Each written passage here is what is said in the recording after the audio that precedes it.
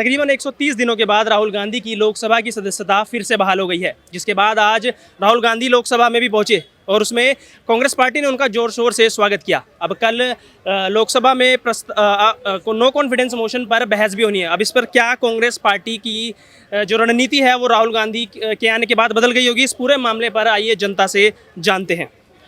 Sir, तकरीबन 130 दिनों के बाद राहुल गांधी की लोकसभा जो सदस्यता है वो बहाल हो गई है और उसके बाद कल अविश्वास प्रस्ताव जो है उस पर भी चर्चा होनी है। क्या कांग्रेस पार्टी को उस पर फायदा होने वाला है?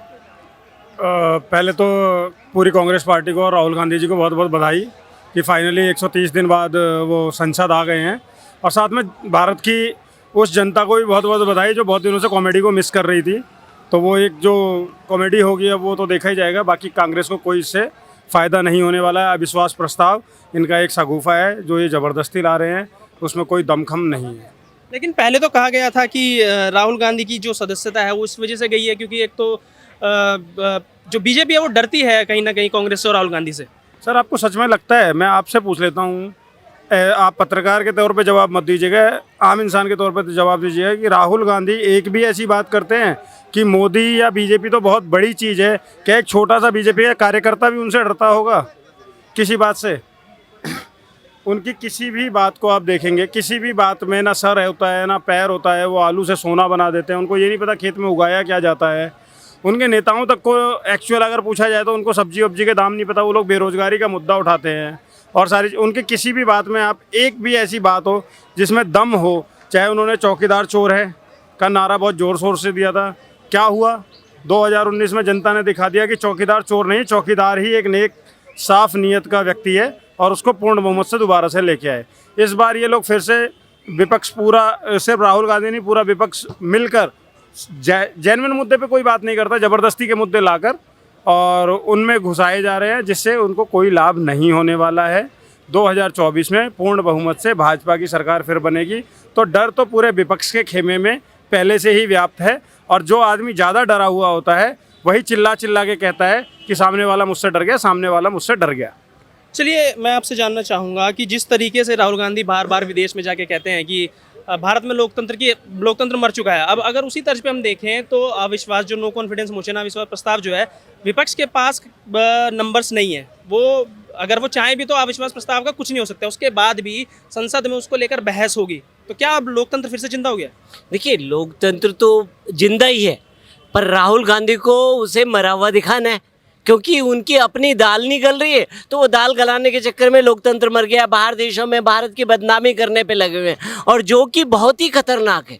देखिए, ऐसे लोग अगर हम ही लोग अपने देश की बदनामी या यूएसए में जाएं या ब्रिटेन में जा कर के बदनाम करने जाएं, अरे राजनीति आप क्या वहाँ यूएसए में या ब्रिटेन में जा कर के करोगे? अब सबसे बड़ी चीज़ क्या है कि ये सारे जो है ना जितने भी एनडीए में हैं वो सब भ्रष्ट हैं और भ्रष्टाचार को छिपाने के चक्कर में इंडिया में जो हैं सारे भ्रष्ट हैं। नहीं सॉरी एनडीए बोलने के लिए सॉरी। जितनी भी इंडिया में है ना वो सब भ्रष्ट हैं और भ्रष्ट जो लोग हैं ना वो अपने एक्शन कर दूं, सॉरी इंडिया इसको बोलिए मत क्योंकि I.N.D.I.A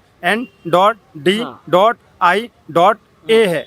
तो ये डॉट जो पहले ही लगा हुआ है ना, मतलब ये बटे हुए लोग हैं, इसको इंडिया मत कहिए। इंडिया मत, भारत जो है ना वो एकजुट है। ये लोग पहले ही डॉट है तो इनको इंडिया कहकर इंडिया की तौहीन ना कीजिए।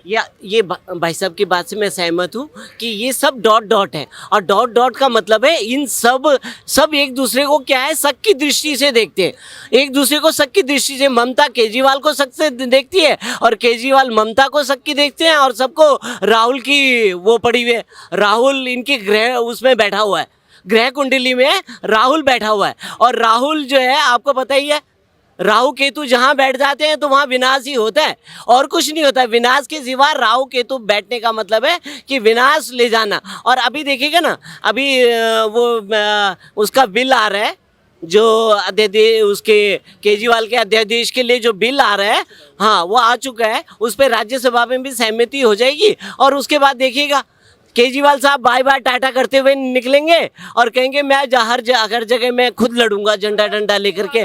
तो कहने का मतलब क्या है, ये सब भ्रष्ट है और राहुल के आने से तो बीजेपी को और बल मिलेगा। क्योंकि वो तो खुद पब्लिसिटी करते रहते हैं। तो जितना भी होगा ना, उसे बल ही मिलेगा, एनडीए को बल मिलेगा उससे।